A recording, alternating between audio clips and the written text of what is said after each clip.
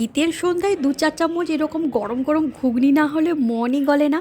উনানের ধারে বসে থাকা যে পাড়ার ঠাকুমাও সেও পর্যন্ত গন্ধ পেয়ে জেগে উঠবে। আজকে দেখো বানাচ্ছি মাটন চর্বি দিয়ে ঘুগনি। চর্বিটা ড্রাইভাবে ভাজতে দিয়েই বুঝেছিলাম শীতের গন্ধবেলা আজকে একদম গরম হয়ে যাবে। চর্বিটা কড়াইতে দিয়েছিলাম যখন কড়মড় করে শব্দ হচ্ছিল আর মনে হচ্ছিল কি কড়াই বলছে আর একটু নেড়ে দে, আমি একটু গোল্ডেন হব। চর্বি তো তুলেই রেখে দিয়েছি আগে ভেজে নিয়ে অল্প করে, কারণ এটা শেষে দিলে যেরকম স্বাদ হবে না মনে হবে ঘুগনি নিজেই বলছে আমাকে একটু আজকে স্পেশাল করে দিয়ে দেখি। এবার শুরু করলাম ঘরোয়া মশলার কষা।